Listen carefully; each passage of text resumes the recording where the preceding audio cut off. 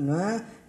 Mas, do ponto de vista do Lippert, tentando dar nome, não é? E ressaltar as características de um modelo de democracia efetivamente existente. Não é? Um modelo fragmentado, onde as minorias têm um espaço grande de defesa. O segundo modelo, que ele chama de Westminster, não é? Porque o seu exemplo típico é o modelo inglês, é o oposto.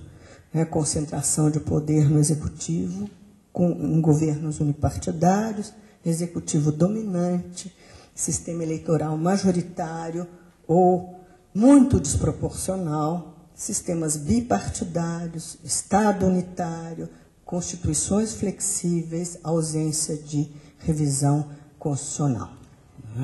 Eles, no mundo contemporâneo, o mundo das democracias, quando ele escreveu o texto, que volta a insistir, era menor do que o mundo das democracias atuais, o mundo das democracias, no estoque de modelos das democracias, eu tenho esses dois modelos. Um que de alguma maneira dá mais espaço à expressão da minoria, e o outro que é a materialização do princípio da democracia como governo de maioria, né, que é o modelo Westminster, onde quem ganha leva tudo.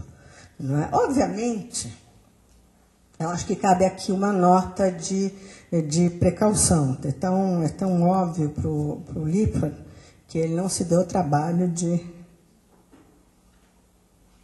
explicitar. Mas é uma nota de precaução feita pelo Sartori, ali na linha da teoria democrática revisitada.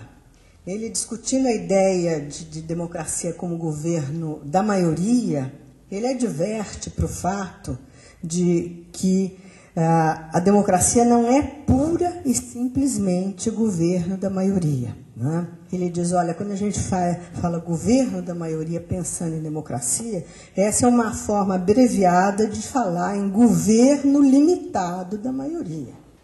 Né?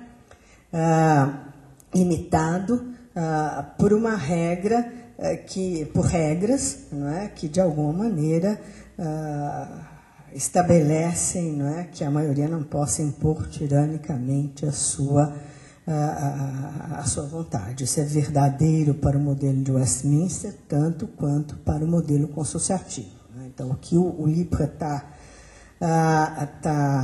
pensando, não é? São duas formas de existência da democracia. Ele diz, olha, uma talvez seja mais adequada, eu acho que é, por isso que eu trouxe esse tema para discutir com vocês aqui, as sociedades que são mais fragmentadas, mais desiguais, mais heterogêneas, etc., onde o sistema político acomoda melhor a diversidade. Né? Pode acomodar melhor um sistema político consociativo, ou seja, onde há fragmentação de poder, onde há representação proporcional, multipartidarismo, etc., pode acomodar melhor essa diversidade. Eu queria fazer um parênteses. Né?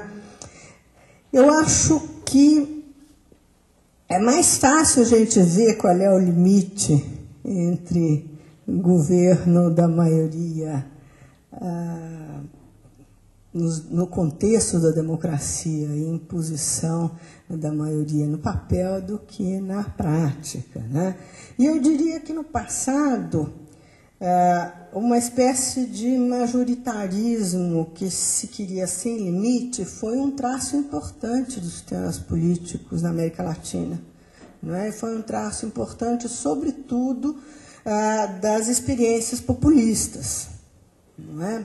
Faz parte do discurso populista, da prática do populismo, esta ideia de que tudo pode ser feito porque o governo está assentado, não é? numa maioria, às vezes até numa maioria eleitoral, não é? Mas que não há limites para a vontade do governo, nem há por que respeitar a minoria ou as minorias se eu estou legitimado pelo apoio popular, não é?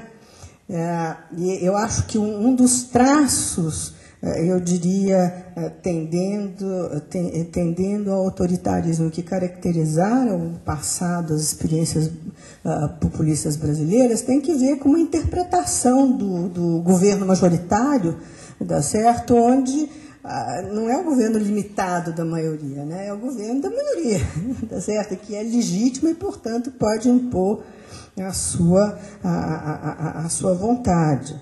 Eu diria que, da mesma forma, talvez, nesse momento, tanto no continente como em outros continentes, nós estejamos vendo o desenvolvimento de sistemas competitivos na direção de um majoritarismo que está ali no limite, não é? E é difícil de classificar empiricamente entre o que a gente pode considerar um governo limitado de maioria, portanto, uma forma de democracia, e governos autoritários legitimados pelo processo eleitoral. Estou pensando na Rússia de hoje, eu estou pensando de alguma forma na Venezuela, eu estou pensando de alguma forma no Equador. O argumento é sempre, nós representamos a maioria da população, é com frequência a maioria, no caso dos russos não, mas na América Latina, a maioria até então excluída, a maioria até então não considerada, etc., e vale qualquer coisa, até ameaçar de prender o candidato da oposição, porque ele está dizendo coisas com as quais eu não concordo, né? Então, se tem tem uma fronteira nebulosa, eu diria hoje, nos processos de construção democrática em países que se democratizaram recentemente, onde um majoritarismo talvez esteja levando a uma outra direção menos democrática, né? Eu acho que, embora a ideia, portanto, retomando um pouco a ideia mais geral, né, que eu estava tentando expor aqui. Embora a ideia de limitação do poder seja uma ideia partilhada pelos dois modelos, né, eu acho que ambos se caracterizam por incentivos institucionais diferentes, bem diferentes. Decisões mais rápidas são muito mais fáceis de fazer em sistemas majoritários, né, assim como reformas mais radicais, quando o governo tem maioria. Bloquear mudança também é mais fácil quando o governo não tem. O modelo consociativo não só dá voz a grupos minoritários, como, na verdade, acaba construindo pontos de veto institucionalizados, né? Eu acho que essa é a graça do desenho institucional. E o judiciário é um dos pontos de veto institucionalizado, permitindo o bloqueio das decisões e tornando o processo decisório mais longo e necessariamente negociado.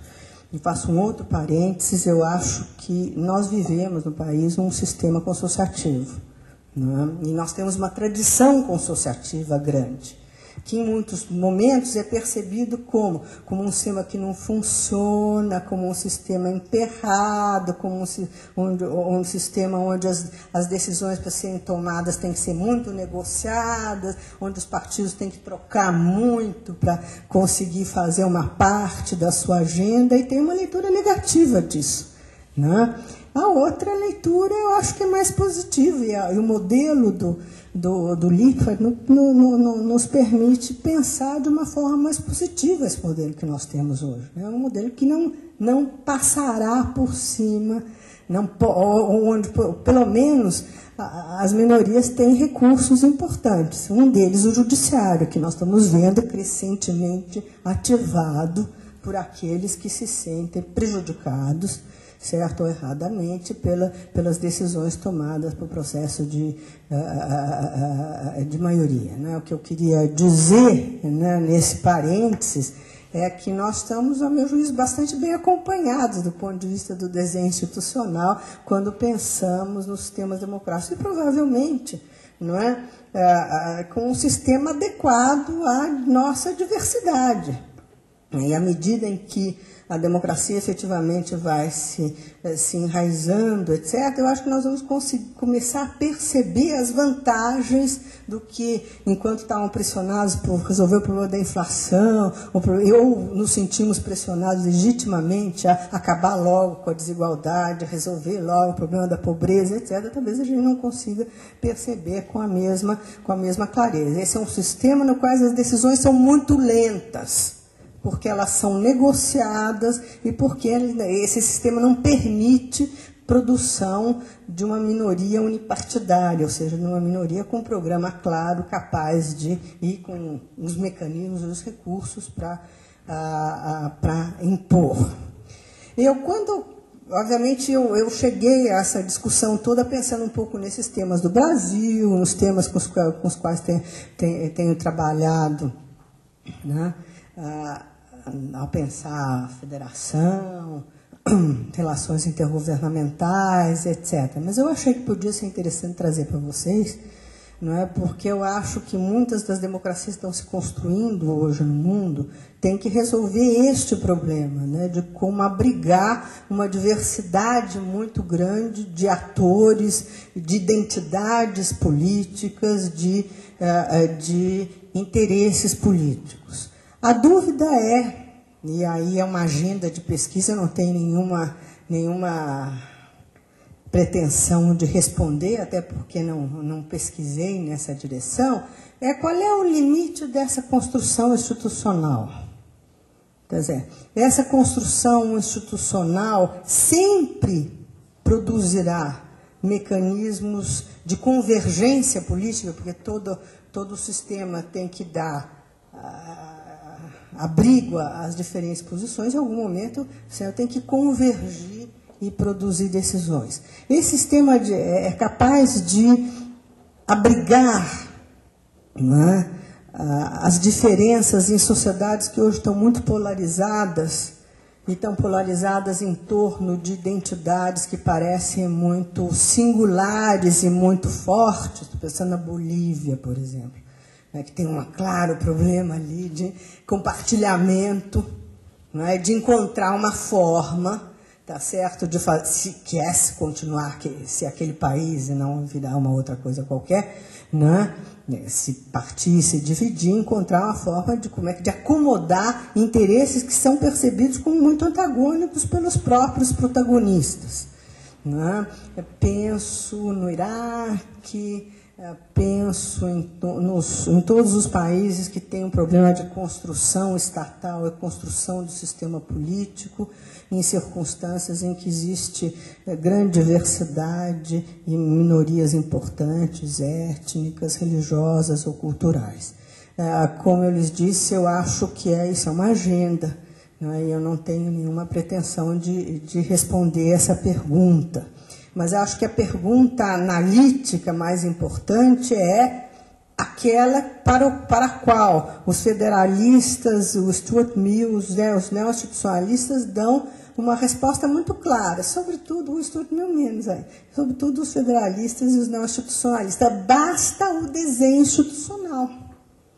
Né? Basta eu criar um mecanismo no qual os atores estejam dispostos, né, um arranjo institucional, os atores estejam dispostos a aceitar, se sintam confortáveis, quer dizer, se sintam seguros de que eles podem entrar num sistema competitivo, não é, porque as suas prerrogativas serão garantidas, seus direitos não serão espezinhados. Ele pode ter a possibilidade de, no futuro, vir a ser governo, participar da coalizão de governo, ou seja, basta os incentivos que esse desenho institucional, que fragmenta, que multiplica, que cria governos de coalizão, basta isso para eu construir o consenso mínimo, a aceitação mínima das regras que permita funcionar os sistemas políticos, né, que permita funcionar um sistema político democrático, ou existe alguma coisa no plano das percepções dos atores, não é, sem os quais talvez esse mecanismo não funciona. Existe uma longa discussão entre institucionalistas e culturalistas que eu não vou retomar aqui, sobre o papel autônomo que percepções, valores, representações têm no funcionamento do sistema político, né? Para os institucionalistas, valores... Há dois tipos de resposta a isso para os institucionalistas. Ou, né, é que eu não preciso acreditar naquilo, não preciso acreditar no jogo para entrar no jogo, eu preciso aceitar as regras do jogo. Então, eu posso continuar sendo, na minha cabeça, um autoritário, elitista, etc. Se eu aceitar as regras daquele jogo, porque é do meu interesse aceitar, o sistema funciona e eu não preciso ter democrata. Eu não preciso de democratas para fazer a democracia. Tá certo? Essa é uma resposta. A outra é que a democracia produz democratas. A operação do sistema vai transformando a maneira como os atores fundamentais, os atores que são importantes na manutenção do jogo, né, percebem as instituições e valorizam as instituições, etc. Né? Independente de saber se valores e atitudes, representações sobre o mundo são variáveis exógenas, né, que, portanto, tem que estar lá, são produzidas de outra maneira, tem que estar lá para o sistema funcionar, ou são endogenamente produzidas pelo funcionamento do sistema democrático, eu tenho uma certa dificuldade em pensar este mundo onde o puro cálculo racional sobre o meu interesse funcione. Eu acho, eu vou terminar por aqui, né? Eu acho que... Você tem certeza que não tem uma última coisa? É isso, é essa. Nós passamos depressa demais. Eu vou terminar por aqui, mas eu acho que, de alguma maneira, a análise política e a análise institucional tem que recuperar a maneira como as percepções do mundo, de alguma forma, recortam e desenham as preferências dos atores. Então, eu queria terminar com uma citação que eu acho muito bonita, do Weber, né, e muito precisa, que é o seguinte: a conduta dos homens não é governada por ideias, mas por interesses materiais e ideais. Contudo, com muita frequência, as imagens do mundo que foram criadas pelas ideias determinaram, tal como o manobrista da ferrovia, os trilhos pelos quais a ação foi empurrada pela dinâmica do interesse. Eu termino por aqui, nós ficamos com uns 10 minutinhos para conversar um pouco sobre o assunto. Obrigada. 10 ou até mais, porque eu acho que é outra...